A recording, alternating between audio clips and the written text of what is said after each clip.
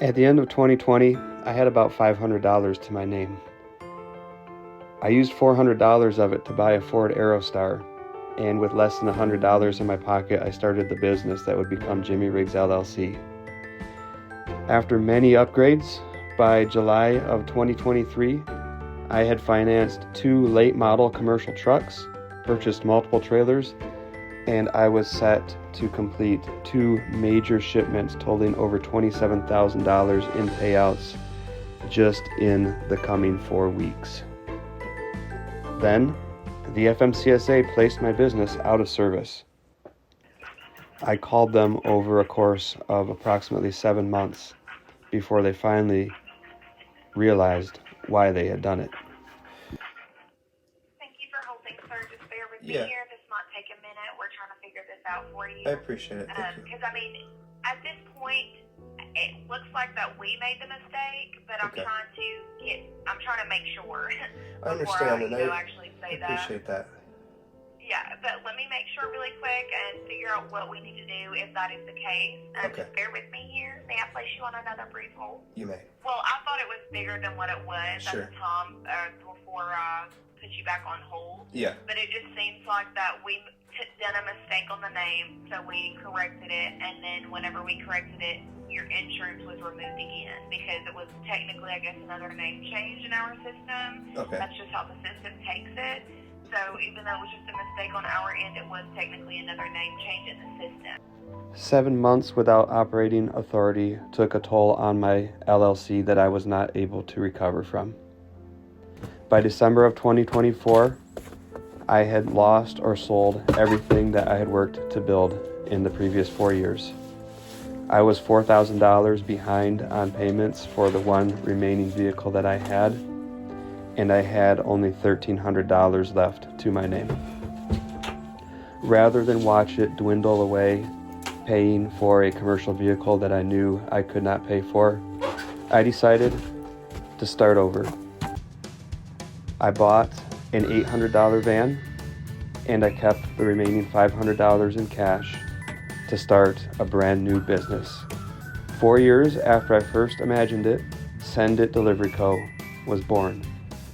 My goal was to stay focused and rebuild in 3 months what it had taken 3 years to build the first time around. I skipped the $500 truck payment that had been promised.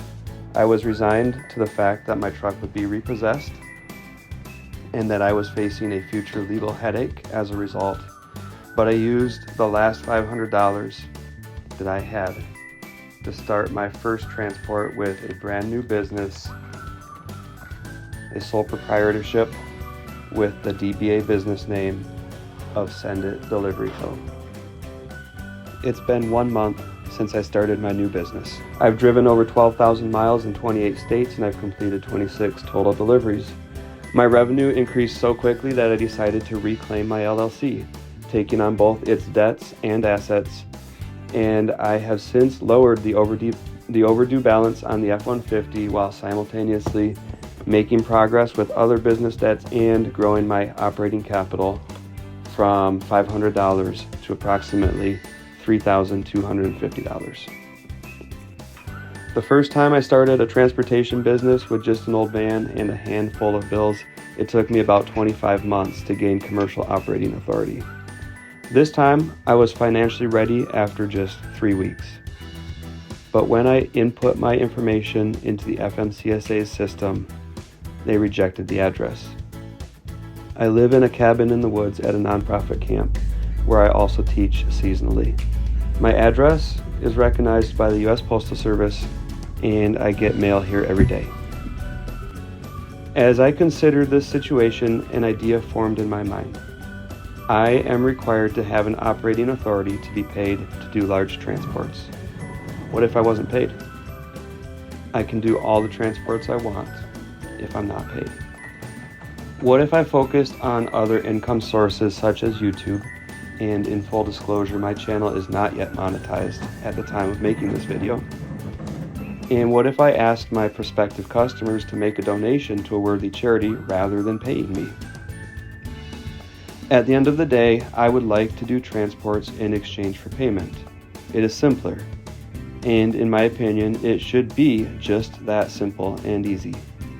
While I love the idea of helping to work towards a world in which people have food security and safe, dignified housing, I don't like that my proposition feels like a workaround to a system that really shouldn't need one. While I'm not sure how I will approach the next phase of my business operations, I am thankful for the reflection that this has forced me to do. Do I want to provide free transports while focusing on charitable donations and a YouTube channel? If so, why? To be a hero? For the adventure? To genuinely love and help others? All of the above? If I work through this setback and I'm able to be paid directly for the transports I do, how will I use the money? To buy fast cars and live large like I often fantasize of doing? To prove something to the people who have hurt me in life, aiming to be a rich, cool success who forgets to be human? Or will I prioritize loving and caring for those I know need it and anyone still ahead on my path? Life is short, and that's one reason I wanted my progress to take weeks, not years. But I still want to go slow enough to remember what is really important along the way.